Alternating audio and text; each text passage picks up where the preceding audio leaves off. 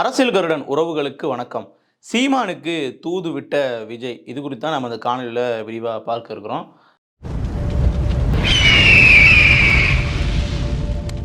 அப்படி என்ன சீமான் அவர்களுக்கு விஜய் அவர்கள் தூது விட்டாரு அப்படின்னு பார்த்தோம்னா, ரொம்ப நாள் கழிச்சு ஒரு எக்ஸ்க்ளூசிவான தகவலை நாம் தமிழர் கட்சியினுடைய கொள்கை பரப்பு செயலாளர் சாட்டை துரைமுருகன் அவர்கள் பகிர்ந்து கொண்டிருக்காங்க.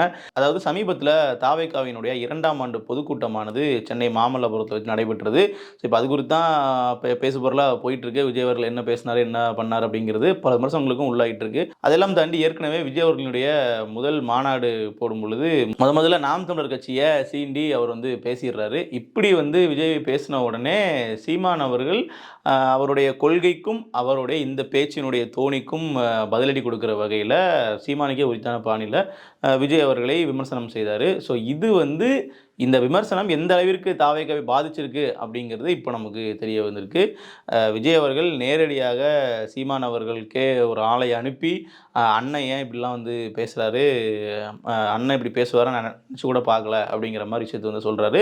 பதிலுக்கு நாம் தமிழர்லேருந்து நீங்கள் மேடையில் கத்தி கத்தி பேசுவாங்க, அவங்களாம் ஒன்றும் செய்ய மாட்டாங்க அப்படிங்கிற மாதிரி சீமான் அவர்கள் விமர்சிக்கிறதெல்லாம் சரியா அப்படின்னு கேட்கும் பொழுது, அது சத்தியமாக உங்களை பேசலை, உண்மையாகவே அது சீமானை தான் குறிக்குதுன்னு கூட எனக்கு தெரியாது, எனக்கு எழுதி கொடுத்தாங்க நான் பேசினேன், எழுதி கொடுத்தது யார் அப்படின்னு பார்த்தீங்கன்னா இயக்குனர் திருமலை அப்படிங்கிற மாதிரி ஒரு தகவலையும் சாட்டை துரைமுருகன் அவர்கள் சொல்கிறாங்க.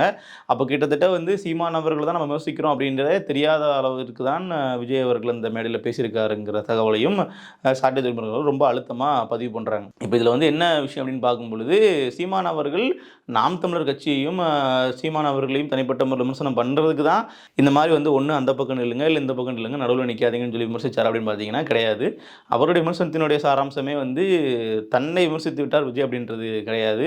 தமிழ் தேசியம் திராவிடம் ரெண்டுமே எனது கண்கள் அப்படின்னு நீங்கள் சொன்னது தான் பிரச்சனை அப்படிங்கிறது தான் கலை யதார்த்தம். அதாவது ரெண்டு கருத்திலுமே வேற வேற அப்படிங்கிற பட்சத்தில் ரெண்டு கருத்திலுமே எதிர் துருவம் அப்படின்னு சொல்லி வைத்து நாம் தமிழர் கட்சியானது அரசியல் பண்ணி கொண்டிருக்கக்கூடிய சூழலில் நீங்கள் ரெண்டையுமே நான் கையில் எடுத்துப்பேன், எனக்கு இந்த வாக்குகளும் வேண்டும் அந்த வாக்குகளும் வேணும்னு சொல்லும்போது ஒரு கருத்தியல் குழப்பத்தை நீங்கள் மக்கள் மத்தியில் ஏற்படுத்திடுறீங்க. ரொம்ப நாள் கழிச்சு இப்போ தான் திராவிடத்திலிருந்து நாங்கள் தமிழர்களை வெளியே கொண்டு வந்துகிட்டு இருக்கோம், இப்போ மறுபடியும் நீங்கள் திராவிடம் அப்படிங்கிற ஒரு போர்வையை கொண்டு அவர்களுக்கு போத்துறீங்க, அதனால் விமர்சனம் செய்ய வேண்டிய கட்டாயம் உருவாயிருக்கு அப்படிங்கிறது தான் நாம் தமிழர் கட்சியினுடைய ஒரு வாதம். இப்போ இதை தொடர்ந்து 2ஆம் ஆண்டு பொதுக்கூட்டம் சமீபத்தில் நடைபெற்றது சென்னை மாமல்லபுரத்தில். அப்போ இந்த கூட்டத்தில் கிட்டத்தட்ட விஜய் அவர்கள் இந்த விமர்சனங்களுக்கெல்லாம் பதில் சொல்லுவார் அப்படிங்கிற மாதிரி எதிர்பார்க்கப்பட்டது. அதாவது தொடர்ச்சியாக இந்த ஓராண்டு காலத்தில் தாவேகா மீது அதிகப்படியான கருத்தியல் ரீதியான விமர்சனங்களை முன்வைத்தது யாருன்னு பார்த்தீங்கன்னா நாம் தமிழர் கட்சி தான். அதாவது விமர்சனம் ரெண்டு விதமாக பிரித்து பார்க்கலாம். திமுகவும் தாவேகா மீதான விமர்சனங்களை முன் வச்சிருப்பாங்க. ஆனால் அந்த விமர்சனங்கள் எப்படி இருந்துச்சு அப்படின்னு பார்த்தோம்னா, கிட்டத்தட்ட தாவேகா மீது கட்சி ரீதியான அரசியல் ரீதியான விமர்சனங்களை முன்வைக்காமல் விஜய் அவர்கள் கீர்த்தி சுரேஷ் அவர்களோட கல்யாணத்துக்கு போகிறாரு, சங்கீதா அவங்களை விட்டுட்டு போயிட்டார், இப்படிங்கிற மாதிரி இந்த விஷயங்களில் தான் திமுகவானது அதிகமாக விமர்சனம் பண்ணிட்டு இருந்தாங்க. அந்த விஷயத்தை நாம் தமிழர் கட்சியினர் பெருமளவு டச் பண்ணக்கூட இல்லைங்கிறத நம்ம பார்த்துருக்கலாம். நாம் தமிழரில் பெரும்பாலான பொறுப்பாளர்கள் அது குறித்து பேசாமல் தான் கடந்து தான் போனாங்க. ஸோ தெரிய வர விஷயம் என்னவா இருக்குது அப்படின்னா, தமிழ் தேசியம் வர்சஸ் திராவிடம் அப்படிங்கிற இடத்துல தான் நாம் தமிழர் கட்சியானது விஜய் அவர்களை விமர்சிக்க வேண்டிய இடத்துக்கு அவர்கள் வர்றாங்க. அப்படி இருந்த போதும் இந்த 2ஆம் ஆண்டு பொதுக்கூட்டத்தில் சீமான் அவர்களினுடைய விமர்சனங்களுக்கு விஜய் அவர்கள் பதில் சொல்லுவார் அப்படிங்கிற மாதிரி பார்க்கும் பொழுது, கிட்டத்தட்ட அது குறித்து வெளிப்படையாக எந்த விஷயமும் பேசலை. சொல்லப்போனால் சீமான் அவர்கள் பற்றி மட்டும் இல்லை, வெளிப்படையாகவே அவர் எந்த விஷயத்தையுமே பேசலை அப்படின்னே சொல்லலாம். அதாவது மும்மொழி கொள்கை குறித்தான ஒரு பேச்சு வரும்பொழுதும் கூட, இல்லை இந்தி மொழியை திணிக்கிறாங்க அப்படிங்கிற மாதிரியான அந்த சர்ச்சை சிக்கலில் கூட ஹிந்தி அப்படிங்கிற வார்த்தையை அவரோட ஸ்பீச்சிலே பயன்படுத்தாமையே அந்த மும்மொழி கொள்கையை பற்றி தொடர்ச்சியாக அப்படி பேசிக்கிட்டே இருக்கிறாங்க.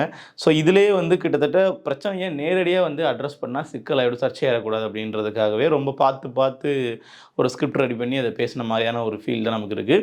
அதையும் தாண்டி சீமான் அவர்களை செம்மையாக வச்சு செய்த விஜய் அப்படிங்கிற மாதிரிலாம் தலைப்புகளை பார்க்கும் பொழுது உள்ளே போய் வீடியோ நம்ம கிளிக் பண்ணி பார்த்தோம் அப்படின்னா கிட்டத்தட்ட அதில் இருந்தது இட்ஸ் வெரி ராங் ப்ரோ அப்படிங்கிற மாதிரி, you are very wrong bro அப்படிங்கிற மாதிரி ஃபஸ்ட்டு சீமான் அவர்கள் சொன்ன அந்த டைலாகை மிமிக் பண்ணி திருப்பி இமிட்டேட் பண்ணி ஒரு தடவை மேடையில் பேசியிருக்காங்க.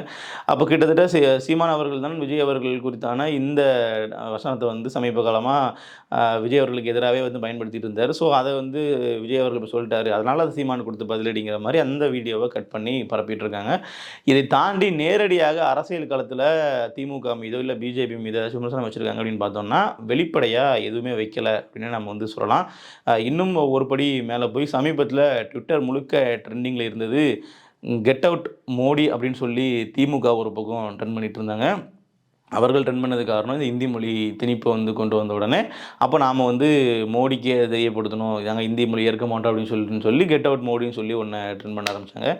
இதை பார்த்த உடனே பிஜேபிக்காரங்க வந்து நீங்கள் கெட் அவுட் மோடின்னு சொல்கிறீங்களா, அப்போ நாங்கள் என்ன பண்ணுறோம் பாருங்கள் கெட் அவுட் ஸ்டாலின் அப்படின்னு சொல்கிறோன்னு சொல்லி கெட் அவுட் ஸ்டாலினை வந்து அவர்களுக்கு பதில் சொல்கிற விதமாக அவர்களுக்கு எதிர்வினையாக இதை பண்ணிகிட்டு இருந்தாங்க.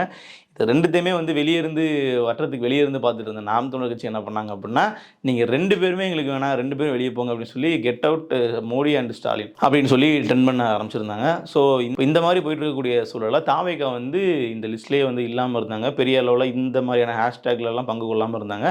அப்புறம் விஜய் அவர்கள் மேடையில் பேசும்போதுமே வந்து இந்த ஹேஷ்டேக் பண்ணுறதெல்லாம் வந்து சின்ன குழந்தைங்க விளையாட்டு அப்படிங்கிற மாதிரி சொல்லிட்டு திருப்பி ஆனால் அவங்க மேடையில் ஏறுறதுக்கு முன்னாடியே பேசுகிறதுக்கு முன்னாடியே அந்த ஹேஷ்டேக் கெட் அவுட் அப்படிங்கிற ஒரு ஹேஷ்டேக் போட்டுட்டு தான் அதை ஒரு கையெழுத்து இயக்கமாக ஆரம்பித்து தான் அந்த மேடைக்கே போய் பேச ஆரம்பிக்கிறாங்க. இப்போ இதில் என்ன கேள்வி பலருக்கும் அப்படின்னா, ஹேஷ்டேக் கெட் அவுட்னா யாரை சொல்கிறீங்க, நீங்கள் யாரை வெளியே போக சொல்கிறீங்க, என்ன பண்ண சொல்கிறீங்க, இல்லை ஒட்டுமொத்தமாக எல்லாரையும் சொல்கிறீங்கனாலும் நீங்கள் மோடி அண்ட் ஸ்டாலின்னு சொல்லியிருக்கணும், இல்லை ஏதாவது ஒன்று சொல்லியிருக்கணும். எதுவுமே சொல்லாமல் நீங்கள் வெறும் ஹேஷ்டேக் கெட் அவுட்னு போட்டால் அது யாரை எதிர்த்தான பரப்புரை அப்படிங்கிறது யாருக்கு தெரியும் அப்படிங்கிறது தான் இங்கே பலரினுடைய ஒரு கேள்வியாகவே இருந்துச்சு. ஸோ இப்படியாக விஜய் அவர்களுடைய அரசியல் வந்து ரொம்ப ஒரு ஆழமான கருத்தியல் ரீதியான ஒரு விமர்சனமோ இல்லை கிட்டத்தட்ட ஒரு பிரச்சனையை நேரடியாக கையில் எடுத்து மக்களுக்கு புரிகிற விதத்தில் அது பேசுகிறது அப்படிங்கிற மாதிரி இல்லாமல் அப்படி தொட்டும் தொடாமல் பட்டும் படாமல் தான் விஜய் அவர்களுடைய அரசியல் பயணம் கிட்டத்தட்ட ஓராண்டாக போயிட்டுருக்கு அப்படின்னு நம்ம சொல்லலாம். ஸோ இருந்தாலும் இந்த விஷயத்துக்கு கூட அதிக அளவில் ஊடக வெளிச்சம் கிடைக்குது அப்படிங்கிறதையும் நம்ம வந்து பார்க்க முடியுது. காரணம் இது வந்து மேடையில் வந்து பார்த்திங்கன்னா ஆதவ அர்ஜுனா இருக்கட்டும், விசிகாவில் இருந்து விலகி இப்போது தாவேக்கால் அணிஞ்சிருக்கக்கூடிய நபர், மேலும் பிரசாந்த் கிஷோர் அவர்கள் பீகாரில் தனியாக ஒரு கட்சி வச்சுருந்தாலும் இதுக்கு முன்னாடி ஐபேக் நிறுவனத்தில் பல கட்சிகளுக்கு வந்து அரசியல் வியூக வகுப்பாளராக இருந்து வேலைகள் பார்த்துருந்தாலும் இப்போ வந்து தாவேக்காவில் வந்து அவர் ஒரு மென்டாராக இருக்கிறாரு. தாவேக்காவுக்கு வந்து அரசியல் வியூகங்களை வகுத்து கொடுப்பார் அப்படின்னு சொல்லி பலராலும் சொல்லப்படுது. மேலும் அவர் பேசும்போதுமே கிட்டத்தட்ட அடுத்த ஆண்டு தாவேக்காவினுடைய வெற்றி விழாவில் நான் வந்து இருப்பேன் அப்படிங்கிற மாதிரிலாம் சொல்லி தாவேக்கா வந்து இன்னும் அதிகப்படியாக வளரும் அப்படிங்கிற நம்பிக்கையை தந்த தொண்டர்களுக்கு கொடுத்துட்டு வந்து போயிருந்தார். ஸோ இதெல்லாம் ஒரு பக்கம் இருக்க அந்த பொதுக்கூட்டத்தில் முக்கியமாக சொல்லப்பட்ட விஷயம் அப்படிங்கிறது பல கட்சியினுடைய ஆளுமைகள் தாவேக்கால இணைவாங்க. அதை நீங்கள் நேரடியாக பார்ப்பீங்க. தாவேக்கா வந்து இதுக்கப்புறம் தாவேக்கா 2.0 மாறப்போகுது, தாவேக்கா வந்து அடுத்த கட்டத்துக்கு போகுது பாருங்கள் அப்படிங்கிற மாதிரி பல விஷயங்களை வந்து சொன்னாங்க. சரி, அப்படி யார் தான் இணைய போகிறா அப்படின்னு சொல்லி நம்ம பார்க்கும் பொழுது, ஏன்னா இதுக்கு முன்னாடி கடந்த சில நாட்களுக்கு முன்னாடி நிர்மல்குமார் அவர்கள் வந்து இணைஞ்சாங்க அதிமுகவில் இருந்து தாவேக்காவுக்கு. அதே மாதிரி தான் ஆதவ அர்ஜுனா அவர்களும் விசிகாவில் இருந்து இங்கே இணைஞ்சாங்க. அப்போதே ஒரு நபருடைய பெயர் வந்து பேசப்பட்டது, பெரிதும் எதிர்பார்க்கப்பட்டது அப்படின்னு சொல்லலாம். அந்த நேம் இஸ் காளியம்மாள். காளியம்மாள் அவர்கள் வந்து நாம் தமிழர்லேருந்து விலகி தாவேக்காவில் இணைய போகிறாங்கன்ற செய்தி ஊடகங்களில் கேள்விக்குறி இல்லாமே வெளியாச்சு. அதாவது பார்த்தீங்கன்னா தாவேக்காவில் இணையும் காளியம்மாள்னு போட்டு ஒரு கொஸ்டின் மார்க் போடுவாங்க இல்லைங்களா, அந்த மாதிரி கூட போடல, தாவேக்காவில் இணையும் காளியம்மாள் அப்படிங்கிற மாதிரியே அவங்க போட்டாங்க. கிட்டத்தட்ட அது உறுதிப்படுத்தப்பட்ட செய்தியாகவே அதை வந்து போட்டிருந்தாங்க. அப்போ இந்தளவுக்கு உறுதிப்படுத்தப்பட்ட செய்தியாகவே ஊடகங்களில் வெளிவருதுன்னா அதற்கு என்ன காரணம் அப்படின்னு பார்க்கும் பொழுது, தாவேக்கா விஜய் அவர்களை காளியம்மாள் அவர்கள் சந்தித்து பேசியது உண்மை அப்படிங்கிறத நாம் தமிழர் கட்சியினுடைய இளைஞர் பசங்க ஒருங்கிணைப்பாளர் இடுமாவனம் கார்த்திக் அவர்களும் வெளிப்படையாக சொல்லிட்டாங்க. அதுமாதிரி நாம் தமிழர் கட்சியினுடைய பல்வேறு பொறுப்பாளர்களும் வெளிப்படையாக அவர்கள் கட்சியை விட்டு விலகினதுக்கு பின்னாடி அதை அறிவிச்சிட்டாங்க. அப்படி இருக்கும்போது சந்தித்தது உண்மை அப்படின்னு ஆனதுக்கு பின்னாடி அப்போ தாவேக்காக தான் போகிறாங்க அப்படிங்கிறது பலருமே வந்து ஊகித்த விஷயமா இருந்துச்சு. ஊடகங்கள் அது உறுதிப்படுத்தின மாதிரியே போட்டாங்க. ஆனால் அன்றைக்கு காளியம்மாள் அவர்கள் கட்சியில் இணையலை. பிறகு இப்போ சமீபத்தில் இப்போ நடந்த பொதுக்கூட்டத்திலாம் இணைய போகிறாங்கன்ற மாதிரி பேசப்பட்டது. ஆனால் பொதுக்கூட்டம் நடந்து முடிந்ததுக்கப்புறம் பார்த்தா காளியம்மாள் அவர்கள் குறித்தான அந்த ஒரு பேச்சும் இல்லை, காளியம்மாள் அவர்கள் இணையவும் இல்லை. அப்படி இருக்கும் பொழுது இதில் என்ன விஷயம் பலரும் சொல்கிறாங்க அப்படின்னு பார்த்தீங்கன்னா, இவர்கள் காளியம்மாளையும் வந்து ஏமாற்றிட்டாங்க, அவர்களுக்கு முக்கியமான ஒரு பொறுப்பு கொடுப்போம், பதவி கொடுப்போன்ற மாதிரி தான் சொல்லியிருப்பாங்க.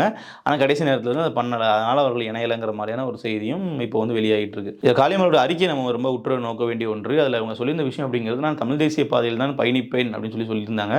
அப்போ கிட்டத்தட்ட இங்கே தமிழ் தேசியம் அப்படிங்கிறத பெயரளவில் தாங்கி இருக்கிற ஒரு கட்சியாக தாவேக்கா மட்டும்தான் இருக்குது. அதை விட்டால் அதை ஒரு கருத்தியல் ரீதியாக அரசியல் செய்து கொண்டிருக்கக்கூடிய நாம் தமிழர் கட்சியானது இருக்குது. தாவேக்காவில் திராவிடம் அப்படிங்கிற கருத்தியல் இருந்தாலும் அதற்கு இணையாக தமிழ் தேசியம் அப்படிங்கிற ஒரு கருத்தியலையும் அவர்கள் பெயரில் வந்து வச்சுருக்காங்க. அப்படி பார்க்கும் பொழுது அப்போ தமிழ் தேசியம் அப்படிங்கிற ஒரு கருத்தியலை ஏற்று இப்போ தாவேக்கா செயல்படுவதனால நம்ம இந்த அதே கொள்கையை இங்கே தாவேக்கால பேசிக்கலாம் அப்படிங்கிற மாதிரி கலையமான் முடிவெடுத்து போயிருக்கலாம் அப்படின்னு சொல்லப்படுது. ஆனாலும் நேற்று இணையாதது அப்படிங்கிறது ஒரு மிகப்பெரிய இன்னொரு ஒரு கேள்விக்குறி எழுப்புது. ஏன்னா தாவேக்காவுக்கும் கலையமான் இப்போ இருக்கக்கூடிய உறவு எப்படி இருக்குது, எப்போ அவர்களை கொண்டு வர நினைக்கிறாங்க அப்படிங்கிறது தெரியல. ஒருவேளை பேசப்பட்ட பதவி, கேட்கப்பட்ட அந்த ஸ்டேட்டஸ் வந்து குடுக்கலையா அப்படிங்கிறது என்னன்னு தெரியல. நம்ம அத பொறுத்திருந்து தான் பார்க்கணும். இப்படியாக தான் தாவேக்காவினுடைய 2ஆம் ஆண்டு பொதுக்கூட்டம் நடந்து முடிஞ்சிருக்கு. ஸோ சீமான் அவருடைய விமர்சனம் விஜய் அவர்களை எந்த அளவுக்கு பாதிச்சிருக்கு அப்படிங்கிறதும் விஜய் அவர்கள் அனுப்பிய தூது மூலமாக நமக்கு தெரிய வந்திருக்கு. ஸோ இனிமேல் விஜய் தரப்பிலிருந்து அவர்கள் பயன்படுத்தக்கூடிய வார்த்தைகள், அவர்கள் எடுக்கக்கூடிய அரசியல் அப்படிங்கிறதான் நாம் தமிழர் கட்சியினுடைய எதிர்வினையை முடிவு செய்யும் நம்ம வந்து சொல்லலாம். ஸோ அவர்கள் வந்து பார்த்தீங்கன்னா தமிழ் தேசிய கருத்தியலை பெரிய அளவில் சீண்டாமல் இருக்கும் வரை சீமான் அவர்களிடமிருந்து விஜய் அவர்களுக்கு எதிரான விமர்சனங்கள் வராது நம்ம எதிர்பார்க்கலாம். ஸோ அவர்களுடைய முடிவு தான் இவர்கள் விமர்சனத்துக்கு காரணமாக அமையுது. ஸோ பொறுத்திருந்து பார்க்கலாம் அரசியல் களம் எப்படி அமையுதுன்னு சொல்லிட்டு. இது போன்ற அரசியல் குறித்த காணொளிகள் பார்ப்பதற்கு அரசியல் கருடன் சேனல் சப்ஸ்கிரைப் செய்யுங்கள். மேலும் மற்றொரு தகவலோடு உங்களை சந்திக்கும் வரை நன்றி.